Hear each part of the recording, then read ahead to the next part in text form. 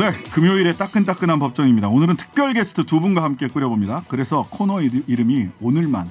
그전에는 우리 신장기업 김과장이었잖아요. 근데 신장기업 김유신으로 부르겠습니다.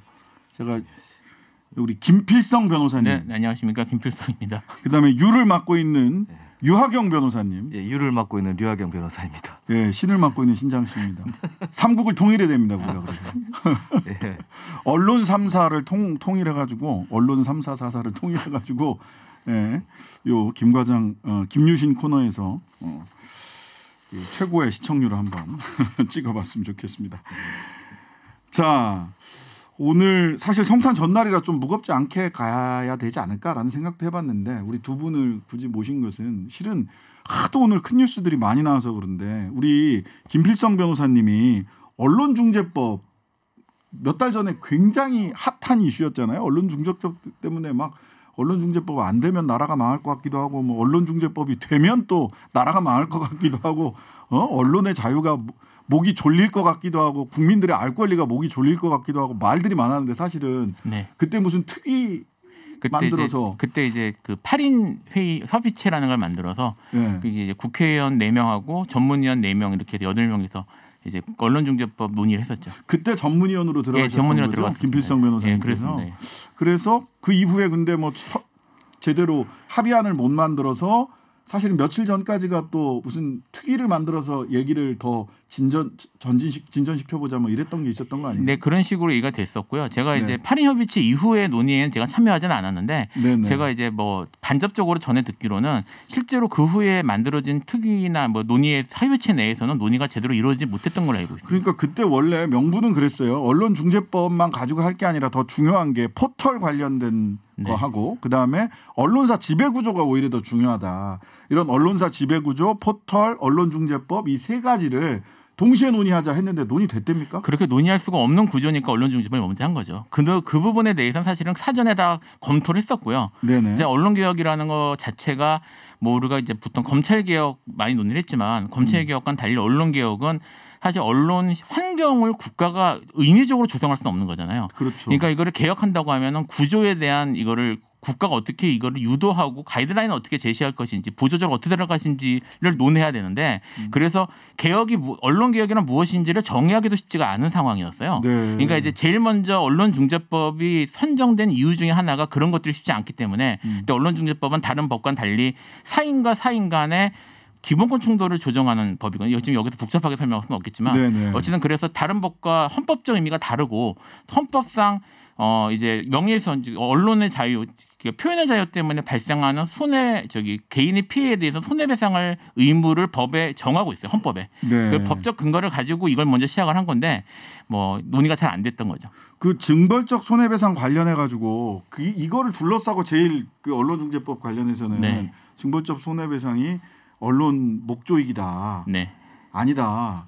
이거는 이런 가짜 뉴스나 이런 부분들을 그나마 조금 최소한으로 컨트롤할 수 있는 이러한 도구가 될 거다. 네. 의견이 이렇게 갈려 있었는데 이 관련해서는 뭐 어떻게 의견이 좀 좁혀진 부분들은 있습니까? 좁혀질 수가 없었던 것이요. 안 되는구나. 일단 이제 뭐 저는 이제 된다는 쪽으로 이제 필요하다는 쪽의 입장에서 들어갔었는데 거기에 대해서 징벌적 손해배상이 필요하다는 입장. 필요하다는 입장에 들어갔었고요. 일단 뭐 알려진 것과는 달리 징벌적 손해배상 또는 배액배상 구조는 우리나라 법에 이미 광범위하게 들어와 있어요. 네. 그리고 이제 뭐 지금 민법상 손해배상 법리하고 어긋나지 않기 때문에 광범위하게 들어와 있는 건데 이거를 도입 필요성에 대해서 이제 저는 주장을 했었는데 이제 이거를 반대하시는 특히 국민의힘 쪽 분들은 이거 자체를 무조건 일단 들어오면 무조건 우리는 인정할 수 없다는 그러니까 협상 자체가 불가능한 상황이었거든요. 그러니까 결국은 뭐 그 점에 있어서는 논의가 이루어질 수가 없었죠. 협상이 안 됐다. 네. 자, 이거 잘 안 되겠네요. 사실 이게 어떤 이슈도 마찬가지지만 정치적으로 이제 뜨거운 감자 뭐 이렇게 이게 핫한 이슈가 되어야지 추진이 됩니다. 뭐 잘 아시겠지만 뭐 이 정권에서 가장 이제 핫했던 개혁이라고 하면 검찰 개혁인데 검찰 개혁이 지난 대선 전국에서 매우 중요한 주제였음에도 불구하고 매우 오래 걸렸잖아요. 네, 그랬던 그렇죠. 것처럼 이것도 그때 이렇게 달아오르고 사람들이 관심이 모였을 때 추진이 됐어야 되는데 사실은 그게 많이 죽은 상태고 대선에서도 중요한 주제는 못 되고 있어서 좀 시간이 걸릴 것 같습니다. 시간이 걸릴 것 같다. 자, 다음은 어쨌든 시간이 걸릴 것 같아. 다음 대선에서도 이게 활발하게 논의되고 있지는 않아요. 대선이 끝난 이후에나 뭐 얘기가 되든지 할 것 같은데 정말 이렇게 많은 관심을 받았던 거에 비하면 너무 뒤가 좀 흐지부지하다. 이 전문가로서 굉장히 좀 답답함을 느끼시겠어요. 이게 뭐 사실 개혁 주제들이 사실 개혁이 필요하다는 이야기가 나온 이유가 있거든요. 그거는 단순히 단기적인 정치적 목적 때문이 아니라 그동안 누적돼 있던 문제들이 계속 논의가 있고 고민들이 있어서 나온 것들이란 말입니다. 예를 들어 제가 지금 검찰개혁을 했는데 공수처 같은 경우에도 사실은 애초에 얘기가 나온 거는 김영삼 대통령 때 처음 얘기가 나왔고 우리나라가 부패방지협약에 2000년대 초반에 가입을 하면서 사실 거기에 대한 그 국제법적 의무를 부담하는 상황이었단 말이에요. 그럼 벌써 옛날 얘기인데 사실 최근에 공수처법 통과되면서 말이 많았던 것처럼 이것 역시 사실 이렇게 정쟁으로 소비될 대상이 아니라 근본적으로 우리나라 언론이 어떻게 가야 되는지에 대한 근본적 논의가 되는 그런 게 있어야 되는데 너무 휘발성 있는 그런 정치적 이슈로 소비된 게 아닌가라는 그런 아쉬움이 좀 있습니다. 네, 전문가로서 굉장히 큰 아쉬움을. 사실 공수처법은 또 열심히 뭐 이래저래 해서 만들어 놨더니 역시 법을 만드는 것과 집행을 제대로 하는 것은 다른 문제인 것 같습니다. 예, 여실히 느끼고 있습니다. 네, 그러니까요. 자, 우리 유하경 변호사님. 네. 민변 세월호 TF 팀장 예. 하셨고 세월호 유가족 변호도 맡아오셨는데 예. 지난주인가요? 예. 예. 그 세월호 유가족들에게 모욕성 막말을 해서 했던 차명진 전 의원. 예. 법원 1심 판결인가요? 예, 1심 판결 민사 소송 이제 났는데요. 네네네. 저희가 2019년 5월 10일에 소장 접수하고 아이고 오래 걸렸다. 예, 2년 동안 고생 많이 했습니다. 네, 본인 스스로 고생했다 이런 얘기하기 쉽지 않은데 진짜 고생하셨나 봐요. 진짜 고생했어요. 이 차 전 의원이 어떤 말을 했던 거죠? 입에 담기가 좀 그렇긴 한데요. 네네. 간략하게 가장 약한 부분만 제가 말씀을 드릴게요. 약한 것만. 이게 가장 약한 부분이라고 그 청취자 여러분 생각하시면 됩니다. 세월호 유가족들 자식의 죽음에 대한 세간의 동병상련을 회쳐먹고 찜쪄먹고 그것도 모자라 뼈까지 발라먹고 진짜 징하게 헤쳐먹는다. 여기까지만 하겠습니다. 제가 너무 가슴이 아프고 또 화가 날라 그래가지고 이보다 더 심한 표현들이 뒤에 한 7, 8문장 쭉 내려옵니다. 뉴스에 많이 나오고 있죠. 예, 한번 우리 단골손님 여러분들도 한번 찾아보세요. 정말 이렇게 말로 옮기기가 근데 차 전 의원은 이거에 대해서 비방 목적 없었고 의견 표현일 뿐이었다. 예. 유가족들을 이용하는 특정 정치인과 시민단체를 비판하기 위해 쓴 글이지 유가족들을 비방하거나 모욕하려고 한 게 아니다라고 얘기를 했어요. 예. 이게 뭐 재판 초기부터 전혀 납득이 되지 않는 주장이었고 왜냐하면 문장에 제일 앞에 유가족들이라고 지칭하고 시작하거든요. 그러니까요. 아니나 다를까 법원에서도 세월호 유가족들이라고 분명히 워딩으로 명시했기 때문에 이것은 당사자를 분명히 세월호 유가족으로 특정한 게 맞다. 그리고 유가족 같은 경우에는 아주 많은 수가 아니고 소수의 200~300여 명 정도 되는 소수이기 때문에 충분히 특정 가능해서 집단에 대한 명예훼손이다. 그리고 그 워딩의 수위가 상당히 높고 뭐라 그랬냐면 법원에서요. 예, 법원에서 뭐라고 했는지도 제가 궁금하네요. 말씀을 드리겠습니다. 예. 판결문이 의외로 상당히 길고 뭐랄까 판사 개인의 주관적인 감정이 담겨 있는 것 같이 이제 저는 좀 느껴졌는데 개인적으로 변호사로서 빡치셨구만 판사님이 빡쳤어. 예. 원고들의 도덕성과 인격에 대한 심각하고 직접적인 타격을 가하는 내용으로서 그러니까 세월호 유가족들에 대한 그렇죠. 원고들이 하면 세월호 유가족입니다. 126명인데요.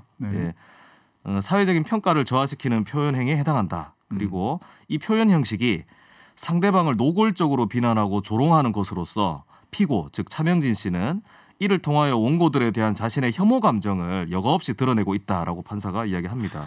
그리고 또 한 가지 문장이 편향적이고 선동적인 표현과 자극적이고 반인륜적인 표현을 통하여 판사님들이 보통 이렇게까지 표현을 잘 안 하시는데 반인륜적인 표현이라고 상당히 심하게 꾸짖었습니다. 그러니까요. 회쳐먹고 찜쪄먹고 뭐 이런 소리 반인륜적인 표현이죠. 누가 자식을 회쳐먹고 찜쪄먹습니까? 이 결론 부분이 상당히 의미가 있는데요. 이러한 표현들은 전체적인 내용과 형식에 비추어 유가족들의 사회적인 평가를 저하시킬 만한 추상적 판단 내지 모멸적이고 경멸적인 인신 공격의 감정을 담은 표현 행위에 해당하여서 이러한 모욕적인 표현까지 헌법상 표현의 자유라는 이름 아래 보호받을 수 없다라고 했습니다. 굉장히 세게 쓰셨네요. 속이 좀 후련했는데 속이 좀 후련. 판결 받다가 변호사가 속이 후련하기는 쉽지 않은데 속이 후련할 정도로 이 판사님이 굉장히 많이 열받으셨네요. 표현의 자유가 보호할 수 없다라고 했습니다. 이 정도에 이르면 반인륜적이고 이런 모욕적인 언사면 표현의 자유로 보호할 수 있는 범위에 들어가 있지 않다. 그렇습니다. 모든 그 발언이나 표현들이 다 다양성의 원칙에 따라서 보호되는 게 아니라는 점들을 좀 유념을 해주셨으면 좋겠습니다. 네네. 자, 근데 차명진 전 의원 공식적으로 사과하거나 한 적은 있나요? 사과 안 했고요. 마지막 기일에 차명진 씨 직접 신문을 했는데 네네. 본인의 이런 범죄 행위가 왜 일어났는지에 대해서 그 범죄의 동기에 대해서 길게 설명했을 뿐이고 정치적으로 이용하기 위함이었다라는 게 오히려 더 분명해졌었고요. 뭐라고 얘기를 했어요? 뭐라고? 세월호 사건을 이용해서 박근혜 전 대통령도 탄핵이 됐고, 네네. 그 당시에 야당이었던 자유한국당, 국민의힘 현재 네네. 정치력이 상당히 상실됐고, 본인도 정치 낭인이 되어서 지금 경기도 인근에 숨어서 살고 있는 지경이다. 이런 이야기들만 쭉 늘어났었고, 세월호 가족들에 대한 사과는 없었습니다. 사과하는 게 참 어려운가 봐요. 그러게요. 자, 차 전 의원이 그래서 결론적으로 유가족 126명에게 한 명당 100만 원의 위자료를 지급하게 된 민사 판결인데 이거 형사 또 모욕죄나 명예훼손 형사도 지금 같은 내용으로 정보통신망법 명예훼손 및 모욕으로 재판을 받고 있는데 시간을 끌려고 좀 부적절한 방식의 재판 운영을 하고 있어서 유감입니다. 네, 무슨 방식을 씁니까? 국민참여 재판을 신청을 했는데요. 지금 지방법원에서 1심 법원에서 기각을 했어요. 국민참여 재판을 할 사안이 아니다. 그거 국참 재판하는 거는 좀 중범죄. 그렇죠. 그리고 다툼의 여지가 명백하고 그렇죠. 시야에 따라 가지고 다른 결론이 날 수 있는 그리고 국민 여론이라거나 정서 같은 것도 반영이 돼야 되는 사건들 결정하는데요. 이 사건을 왜 받아들여지지 않았냐 하면 차명진 씨가 쓴 글과 방송에 나와서 했던 내용들은 사진과 녹음 자료로 다 남아있기 때문에 너무 명백해. 너무 명백해서 이 표현이 법에 어긋나는지 안 어긋나는지를 종이만 보고 판사들이 충분히 판단할 수 있다.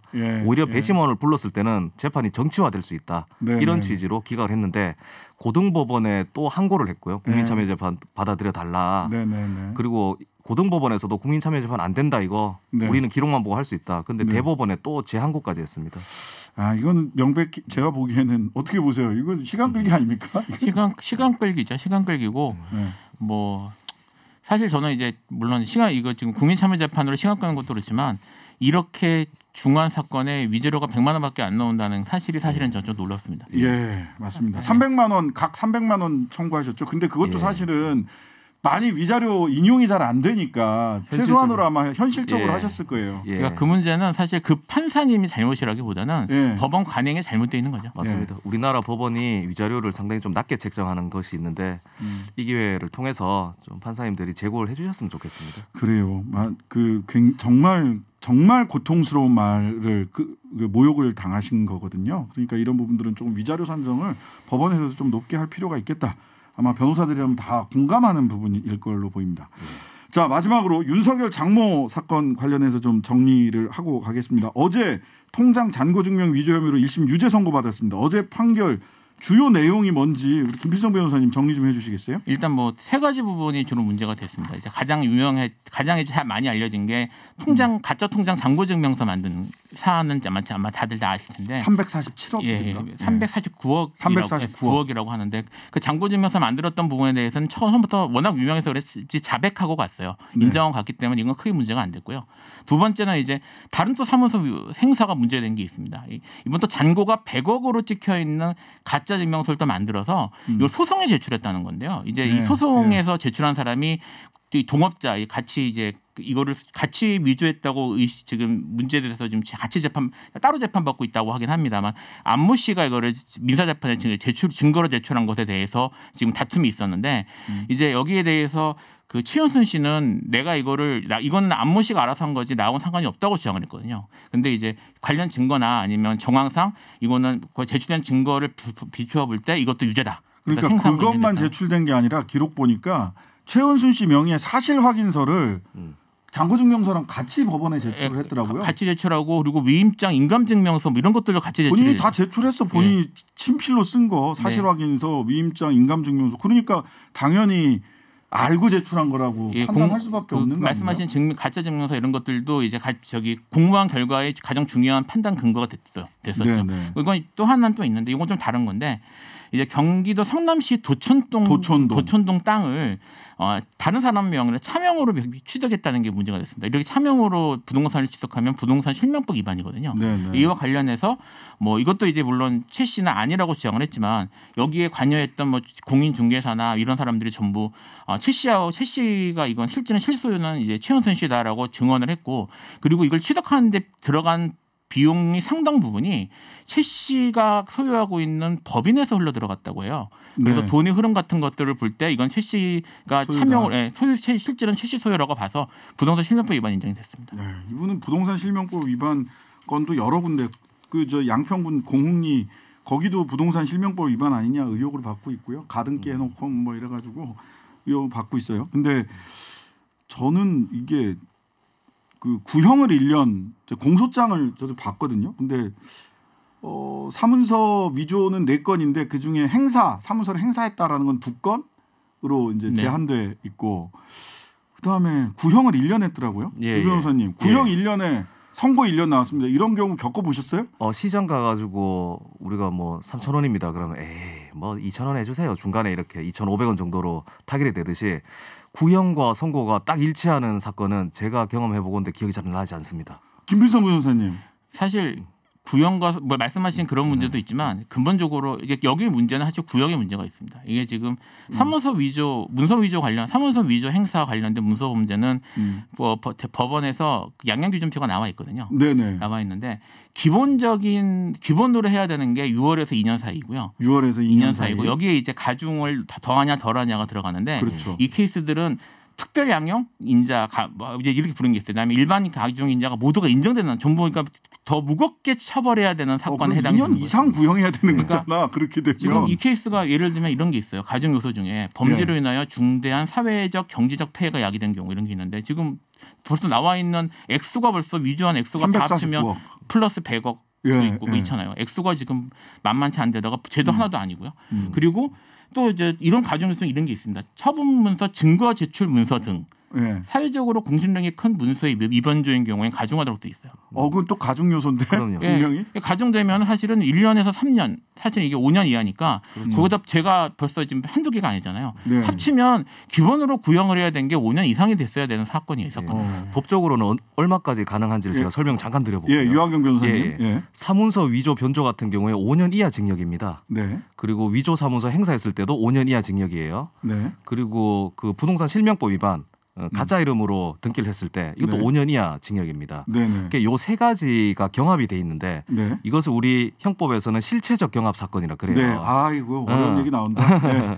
그래서 여튼 한 사람이 여러 가지 행위로 여러 가지 죄를 지었다. 이게 실체적 경합인데 그렇죠. 이런 경우에 우리 형사소송법에서 형법에서는 다 더하는 게 아니고 여러 가지 죄 중에서 가장 중한 죄에 2분의 1까지 가중할 수 있다 이렇게 돼 있어요. 그렇죠. 근데 제가 방금 설명드렸다시피 세 가지가 다 5년 이하입니다. 네네. 그러면 5년 플러스 2년 6개월 해가지고 7년 반까지는 구형해도 구형할 된다. 법적으로는 일단 그렇습니다. 근데 그러니까 1년 구형하고 1년 선고 나왔다는 건 이례적으로 낮다는 거죠. 이것도 판사님이 빡친 거다. 제가 보기에는 감정적으로 어떻게 1년밖에 구형하네? 그럼 1년 풀로 해줄게.